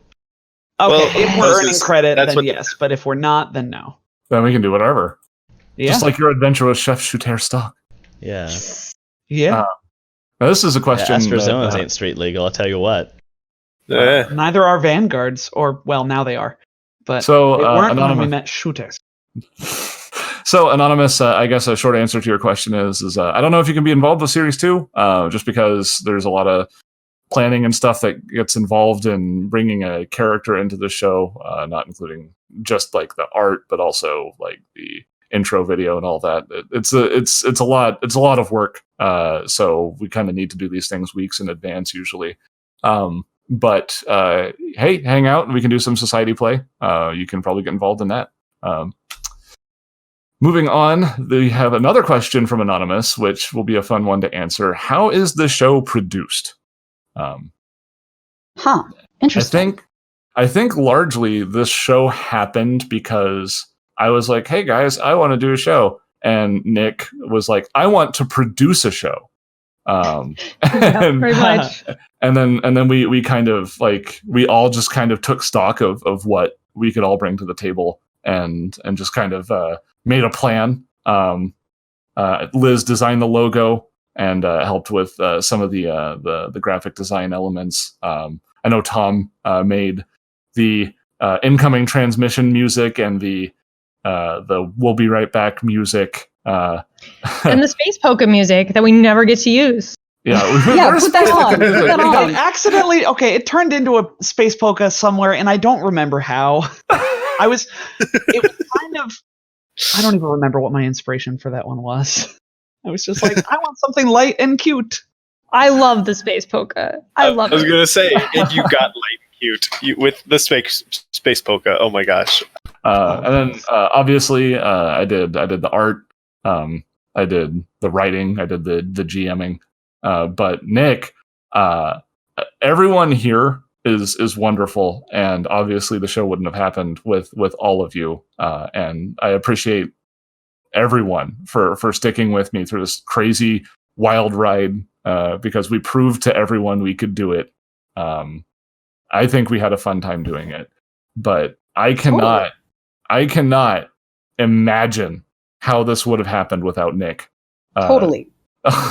Nick put so much work into this. I think it's important that everybody understands how much went into this. This overlay you're looking at right now, Nick. The slides, Nick. The intro video, Nick. Like all of that was processing it, putting it up on YouTube. And she kept on my heels, making sure that I was coming up with names for episodes and all that. And a lot of this stuff wouldn't have run nearly as smoothly if not for her efforts. So if you... Oh, sorry. No, I just wanted to take a special moment to acknowledge, turn the compliment cannon on Nick and point out. Yeah, no, I see. You can't. You can dish it out, but you can't take it, huh? Uh-huh. I can't take it. I can't take it. I'm blushing. Yeah, I mean, basically, if you want to make a podcast, get a Nick. Maybe get several Nicks, because one Nick, while sufficient, has put a lot of strain on our one Nick. That's true. If we could clone her, that might be useful. We need shooter stock. We need at least a 2-core Nick instead of just a single core. 2-core Yes. Nick. I'm sure Nick wants a 2-core Nick, honestly. This one gets sick and busy, and everything sort of falls by the wayside. But these guys have also been really great about helping me out, as I have been stupid busy. So incredibly busy. Yeah, it's insane. We have Busy a plus question. TM. Moving into the next thing, we do have a question from Patrick. Ooh. Hi, Patrick. Hello, Patrick. Did you all think that at this time last year you'd be wrapping up and the entire AP? How does it feel to have Dawn of Flame done? Sad. Gosh. Yeah. Sad. My favorite part was where Gur killed the big bad, but then like I realized, oh my god, I killed the big bad. We're done. Yeah. Well, I gave you one more episode after that, so. Yeah, But- and it's definitely yeah, but- satisfying that like we made it through this whole thing. It seemed like such a crazy idea when Seth first said, "I want to do a Twitch stream of playing Starfinder," and you were trying to pull together that other group, and it didn't work out. Right. And we were just sort of like, "Yeah, we could do it," and it seemed crazy at the time. But now we've done it. We did 35 episodes plus this 36. epilogue. Yeah, I mean, you look at our YouTube channel, and there are lots of videos. It's Mhm. like Oh yeah, we made that. Yeah. we did a thing, Yeah. and Yeah. we finished it, which is really uncommon. I'm not very good at finishing things on my own. Oh boy. It's because we had it's the whole, there's all of us supporting each other to push it through and keep going. Yeah, 100%. That's very, very important on projects like this. Yeah, I'm Yeah. really proud of us. We got through. Oh, me too. Wasn't and we easy. had fun doing it. I like to think. Yes. Oh yeah, I mean, yeah. There were times where the stress and the other things overtook the enjoyment, but when that turns around, it's all worth it, just because there's a lot of work involved in this whole thing, and as with any project like this, you're gonna run into situations like that where you're just like, I'm frustrated, I need to walk away for a moment, but obviously it was all worth it because I kept coming back to it, and I couldn't be any more proud of what we've done here. So I agree. I think that's because we were all dedicated to seeing it through, right? Mhm. I mean, otherwise we would have sort of just let things fester and fall apart. But Mhm. I want to, I always like to highlight that successful relationships are built on putting effort forward in expressing your needs and listening to other people doing that, and then trying to fix things. It's not just everything works perfectly all the time. It's we put forth consistent effort to make something happen, and all dedicated ourselves to taking care of one another as much as we could. Yeah, it's a lovely thing, and People. I don't want to start crying on stream, so I'm gonna. And Uh-huh. on read that note, you guys, our audience out there, are absolutely awesome at like helping all of us like maintain our sanity while we do this crazy thing for you every week. I know every time I've come to y'all with oh my god, I'm so stressed out, like general chat on our Discord has my back, and you guys are the best. And every Sunday we've got certain names we can count on showing up. I'm looking at you, Butt Stubble, looking at Crow, Yeah, MVP. Sheriff, Jet, and Oh, yeah. Judy. Yep, and Judy. Hi, Judy. If Judy's here, I Hi, don't know Judy. if she is. She'll be here eventually. She'll listen. I mean, just Still here having eventually. fans is such a crazy thing, but Yeah. the fact that we have such awesome fans is Yeah. They're fantastic. not mean fans. Yeah, we've cultivated a pretty good group here. No toxicity here. Yeah, no, So- we're. Yeah, we don't have any really Rick and Morty enjoyed- problems. Yeah. Oh god. Szechuan sauce. Actually, Liz, Liz, there's a question for you. Whoa. This one is from Crow, and it is: I love the personality you've pulled off with your characters. There's no one in the cast that I have to do a double take for quite the same way when you switch between your own voice /mouse /serendipity. Do you do voice acting, or have you considered it? Oh man, that's terribly, terribly flattering. I once upon a time thought I might do voice acting, but one, I don't think I'm a good enough actor, just in general. And 2, I really only have a couple of voices. Like, Mouse's voice is very similar to the voice that I use to voice my cats. So, it's true. I've heard this. Like when we're just hanging out in Discord and chatting, and when she's talking to her cats or voicing her cats, I totally hear her doing it all the time. It's great. Mother, where is my catnip? I mean, Mouse is really just a slightly more nasal version of the cat voice, when I remember to even do that extra bit. Right. Serendipity is really just me, but with sort of a lighter voice and more pauses, so that I can buy myself time to think about how would a computer say this. I also have a range Unfair of to computers. Very much faster than us.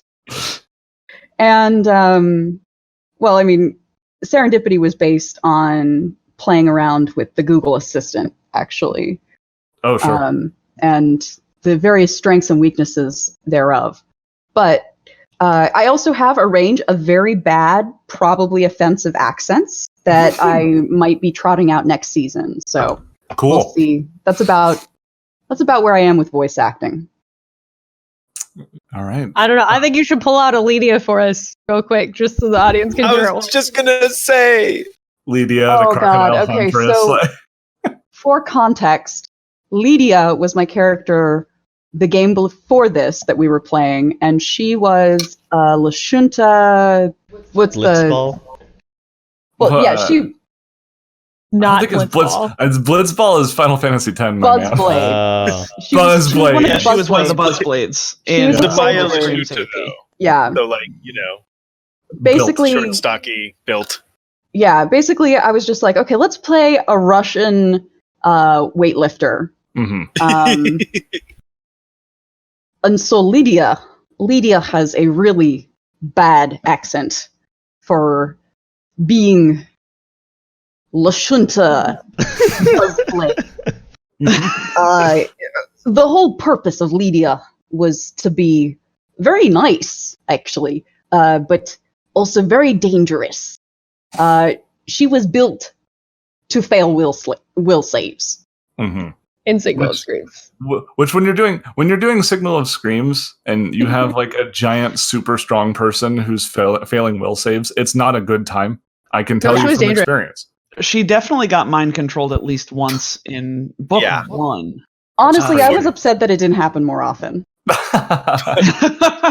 Fortunately, Zadian, my sweet anime boy, basically just killed Thunder from Seven Deadly Sins. Yeah, this is just so that everyone knows. In my Signal of Screams game, Leaf played an edgelord. Just so everyone knows. Oh, you thought Gur was edgy? Like, oh my god.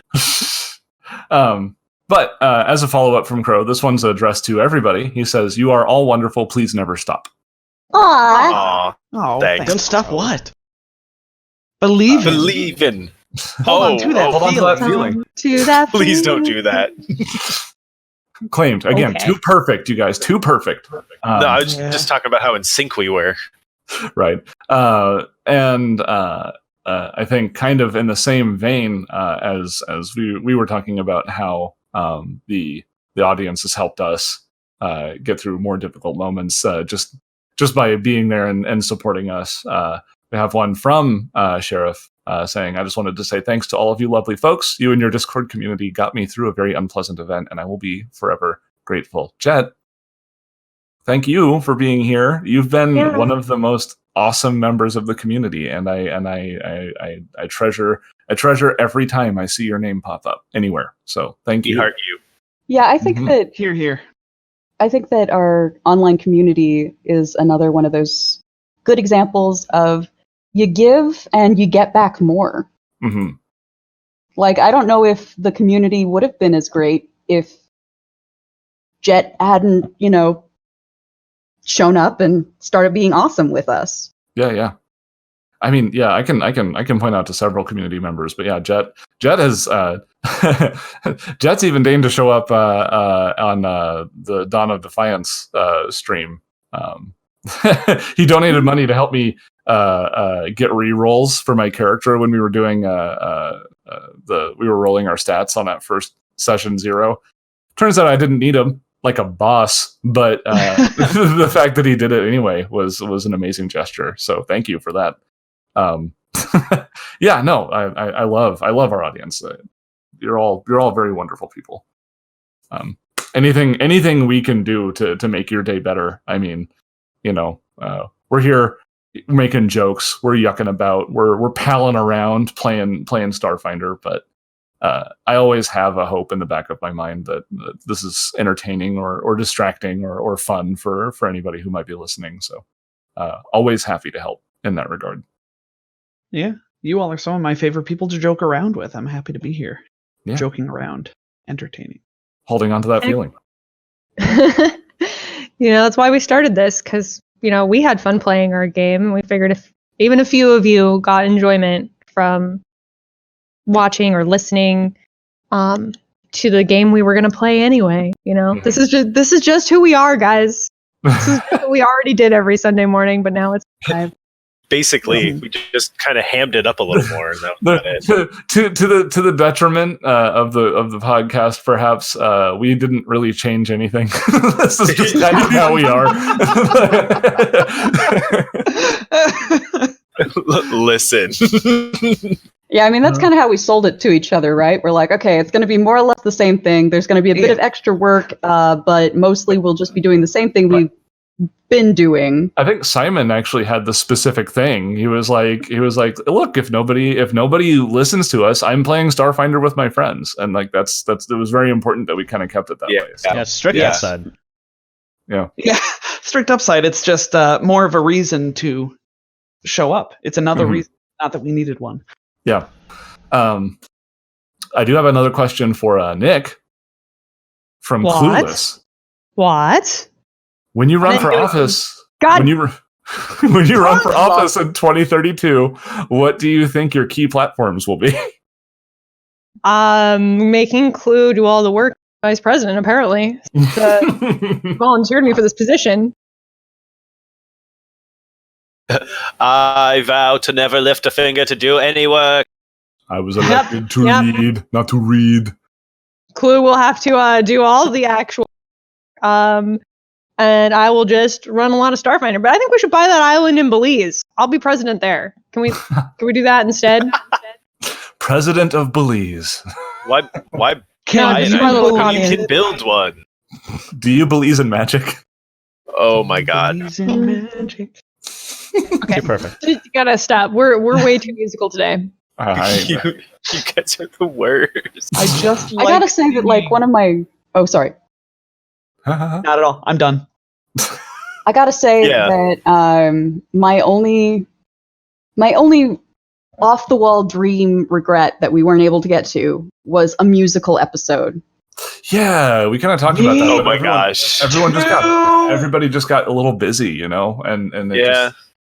I had mine picked out too. I was ready. I was so ready.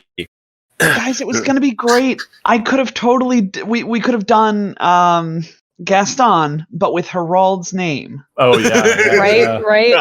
We'll have to save it for like a 1.5 Patreon thing or something. Yeah. Yeah. Gur would have reprised Gwen Stefani's Hollaback Orc, of course. Oh God. I think that Mouse and Serendipity would have needed to sing a duet. Obviously. That would have been fantastic. 100%.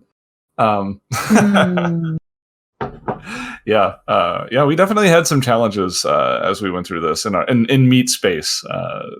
Things have made us quite busy. We've had botherations, but we somehow pulled through. But looking forward to keeping that train rolling as we move on to Series 2.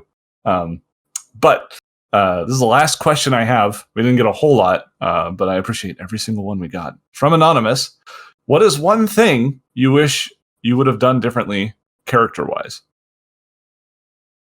It's a good one. I should have played an operative.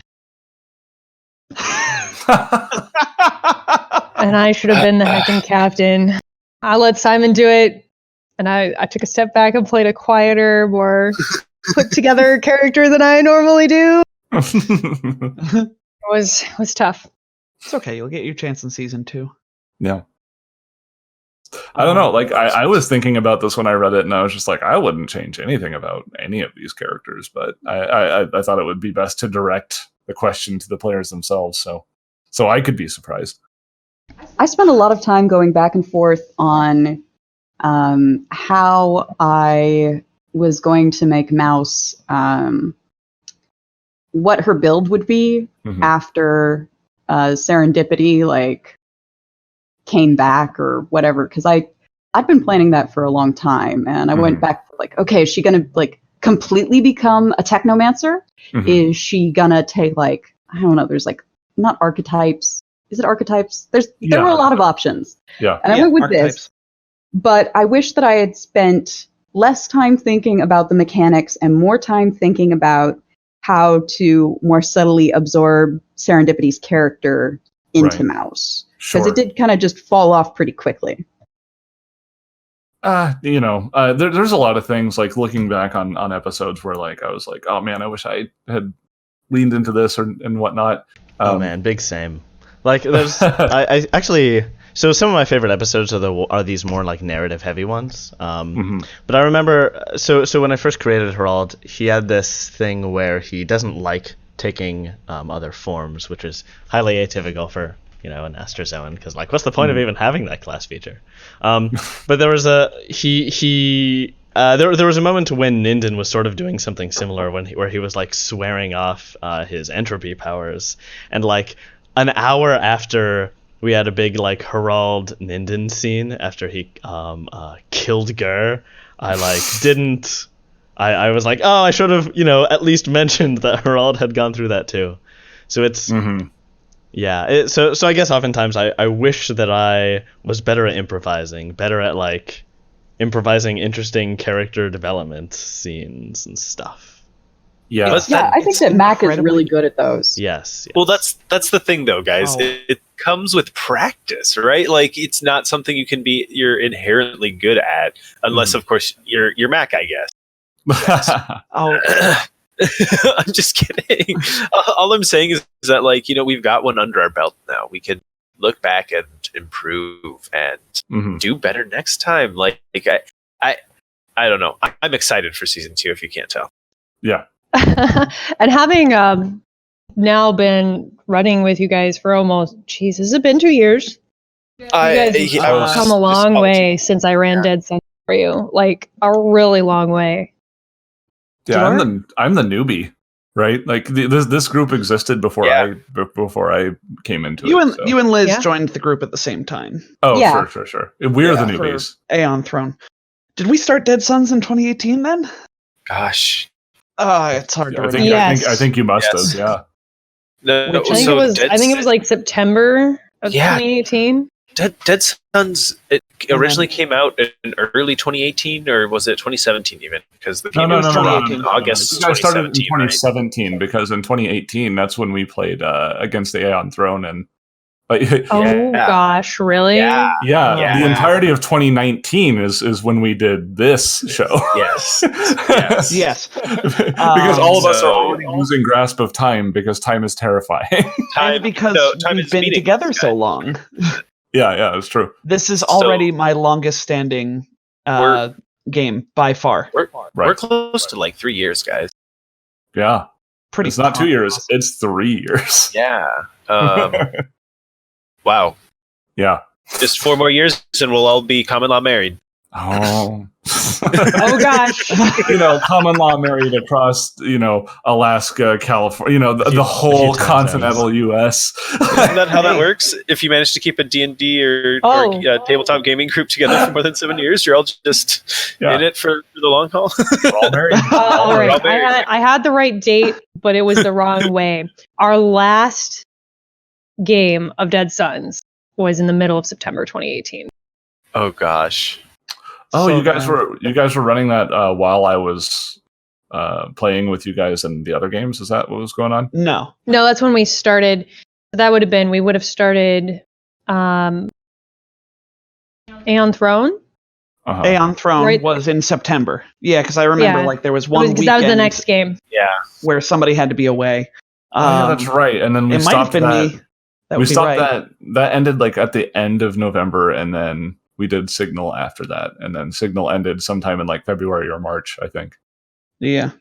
Because Nick And then we blazes did through. Nick blazes through APs. Yeah. I mean, we took I just wanna our time play with all the Signal of content. Screams for sure. Mhm. I mean, it took us like 8 weeks to get through book 1 of Signal of Screams. Yeah, that was the longest one. yeah. That was because No. we were exploring the space. None of us trusted each other. Yeah, No, we all had there's secret nobody character else stuff. friends. Yeah, It was all We all had the secret character first stuff. book. The other 2 books were like regular speed, but we just took double Yeah. time on the first book. But like that was The first session, I think we got through about That was- 1 page of content. Signal of Screams was so good. was. That was also like that. That's definitely my favorite role playing memory before this game was like, like Simon. I love role playing conversations with Simon's characters because like, I don't know, we have a good time bouncing off of each other. Like there was this one time where his character crawled through air ducts. He was playing a Skittermander. Crawled through air ducts to like present, like to tell me basically, hey, I'm gonna It was leave. a job and offer. too. yeah. Yeah, and that was nuts. And I was like, oh god. He gave me like 5 minutes of warning ahead of time, like, hey, this is gonna happen. So sorry. I just enjoy role playing with you all very much. Yeah, I think that the way we played that Signal of Screams game was, I think I kind of started, but then everybody picked up this side mechanic of sending messages to each other via text in Discord. Yeah. And so that allowed us to kind of create this air of suspicion and back and forth and It was like machinations. It was like World War One, right? Where like Yeah. all these countries have like all these secret treaties with each other, and then like one inciting event makes you realize who's on whose side. like Yeah. all of a sudden it's like, I'm friends with this person, and they're like, oh, well, I'm not friends with them, but I'm friends with you. Like what? Like, Wait, hold on. Yeah. And then- and Rosh were like generally talking with each other, and then yes. like we were the most level-headed characters, I feel.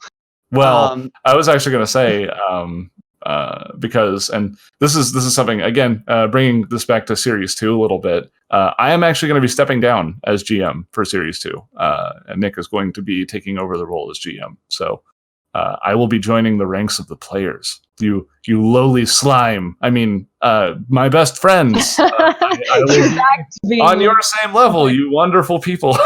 Looks at whoever you end up playing with suspicion immediately. But I wanted to say I'm gonna have to be careful about the character I make because that character I made in Signal of Screams was too much for me. I made a very sad character. And It's so sad. there were a couple moments when we were playing Signal of Screams where I actually had to stop. I had to take a break because like I was getting into his head too much, and I realized that it was like a problem. Like I was just like, oh, hold on. I am actually feeling despair right now. So even in Starfinder Society, I've actually experienced a bit of this. I one time played Zoom, Zip's alter ego, who was real depressed all the time, and it was just not as fun. I was less happy at the end of that game than I am at most of them. I never met Zoom. Just play happy characters, guys. That's the lesson here. Listen, I will play a happy character the day I am actually capable of writing a happy backstory. Until then, We can't do it. figure it But Seth, you dropped a bomb on chat and then changed the subject. Oh yeah, I guess. We segue into let's talking address about this a little series 2.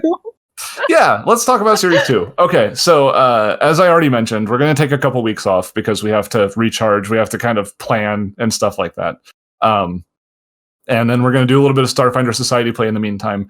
What I wanted to talk about is, since Nick is now embroiled in bettering herself as a person, as if that wasn't... Embroiled is a good word for 100 hours a week, yes. Yes. In somehow becoming even better than she already is. She is not able to take the normal responsibilities that she had with the show in terms of making all of the slides, the overlays, and all of that. So for Series 2, we're actually going to need to do some reaching out to third parties. And I've been working on getting numbers and all of that. But I was going to ask you, the lovely community, if you would consider helping us pay for some of the costs that we're going to incur. We need to pay somebody who does video slides and whatnot.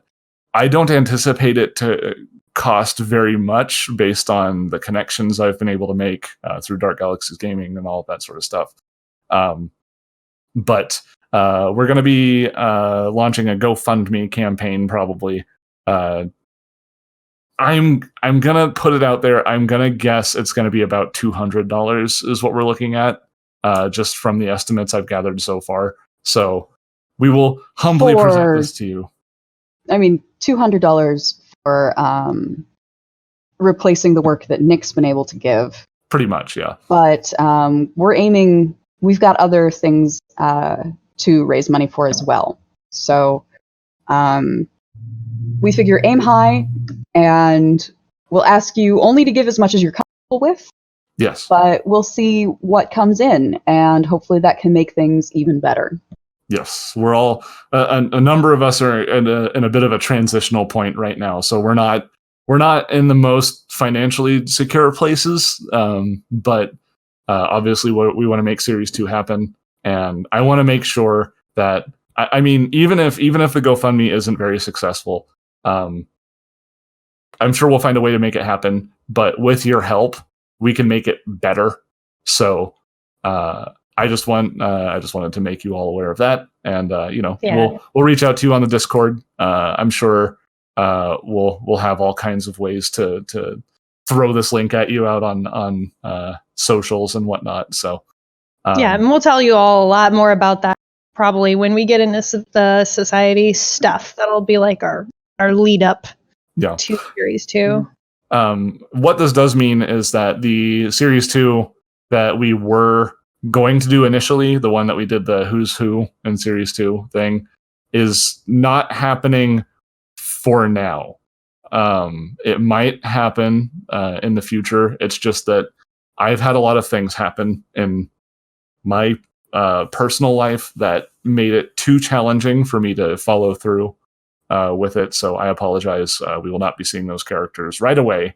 But perhaps sometime down the line. I'm not ready to commit to any time frame, but I will of course let everyone know, and perhaps find some sort of way to make it happen. So it'll be Series 3. This is why we're switching from the word season to the word series. Because they might actually run at the same time, depending on how we can get things working. That's the other announcement, I think, isn't it? Like, increased content coming your way, maybe, possibly, hopefully. Don't hold us to it. Mm-hmm. Don't hold your breath, because you'll probably die, but it could happen. It's something we really want to do, but like Seth said, my life is crazy. His life is crazy. Mm-hmm. Tom's life is crazy. Leaf's life is crazy. Simon and Liz are pretty stable. Yeah, we're pretty stable, but that's money helps. I don't think I could motivate Simon to run a show if I held a gun to his head. So getting no, and that's a valuable skill. That is a valuable skill. Yes. No, listen. Very, very, very valuable skill. Extremely valuable. Take it from somebody who's really bad at saying no. Yeah. Simon, can you please teach me? Oh man, I've had. Oh, damn it! Real talk for just a second though. Like, no, Simon has helped me with that though. Like, he will attest to my inability to say no. Yeah, Leaf always said maybe, and it drove Simon. So, But yeah, And it's driving me nuts to say no right now. That's why you won't see our Series 2 kickoff until probably mid-April. Yeah. Because my life will be crazy until... Do we want to announce what it is? What we're going to be doing? I would like to. How do you guys feel about it? Go ahead. It's your thing. You announce. No, I think Alright. it's a secret. Is it a secret? Oh, it must be Should a we- secret. No, Do it. Are we going to act conspiratorial about it? Yeah, I I want to think we're gonna. conspire some more. Yeah, I get the joke. we're gonna. I'm hearing... Well, Nick, as the new game master of non-standard action, what do you? I'm getting mixed signals. I'm gonna tell him. Tell him, guys. You're the game master now. I am once again the game master. We're gonna run Threefold Conspiracy starting in mid-April. So these guys are gonna get to make all new characters, and they have some ideas. You guys want to do another contest for this, or would you guys rather talk about your characters? I feel like we just wind up giving, who is it again? Crow. Crow money. Just throwing more money at Crow. Yeah. Well, yeah, but the thing is, we're trying to raise funds right now, not spend money. So That's true. That's part of the reason we would like to raise some money for this next series, is so that hopefully we can do some more cool fan challenges for you guys. And do some more cool stuff, a little bit more above and beyond than we did this season. So, what do you guys think? You guys want to talk about them now? Share some of your ideas? We should probably sit on them a little bit longer. I agree. All right. We'll keep it a secret. Yeah. We're gonna. I'm very We'll excited keep that about one my close to the character. chest. But if you don't because I know, don't have a character to talk about right now. yeah, they've got some ideas percolating. Yeah. So Yeah. Threefold Conspiracy. This one's going to be intrigue, mystery type of adventure. So it's a little bit less action adventure than Dawn of Flame was. But I think these guys are going to be really good at it. We're going to have to figure out how to let the audience know about the notes they're passing in the background, because they loved that in Signal O Screams. And it was great. But you guys probably want to know some of that. So we'll figure out some kind of system for that. Sure. We can just release them like a couple episodes later. And oftentimes the notes manifest themselves in the session like in relatively short time. So yeah, so it can almost be I hate to compare it to like soap opera-esque things, but like all of a sudden a revelation hits the audience that we talked about a half hour earlier. It's like, oh yeah, and Gur and Ninden have agreed to betray everybody else or something.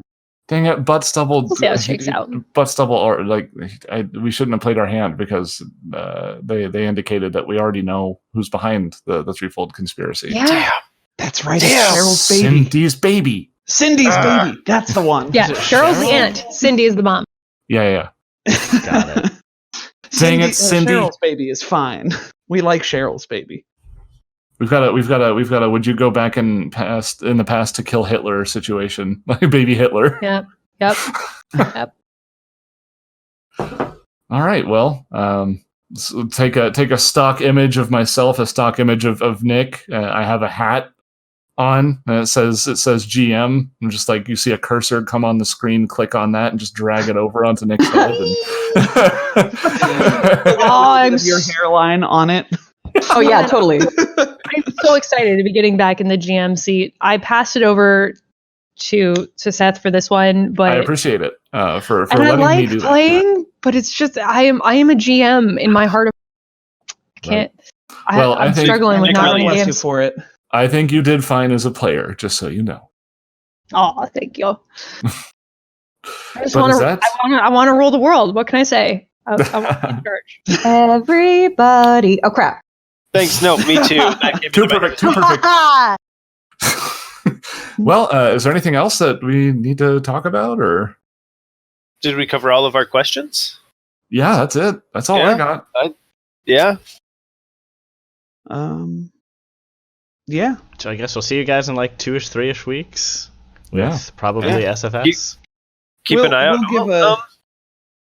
Yeah. Are we really gonna take 2 weeks? I thought we were gonna like try just streaming like some games or something. Well, maybe, I could be convinced. So we're probably not going to do anything in the next 2 weeks, but you might see us pop on just to play some video games or something. So I guess keep an eye out is what we're saying. Yeah. 100%. But official word, we'll be back on the 23rd with some Starfinder Society. We'll announce sometime between now and then what we're gonna run, and let's see about finding and I think we'll see about finding a 6th player. Bring somebody on, fan, or maybe someone from Cosmic Crib. We'll see. Sure. We'll figure something out for you guys, and we'll let you know what's up. All right. So I guess keep an ear to the ground. Listen for the rumblings from the NSA crew. I guess say goodbye, everybody. Goodbye, everybody. Goodbye, everybody. Goodbye, everybody. For one last time, GM Mistaken Potatoes saying, take care of yourselves, everyone.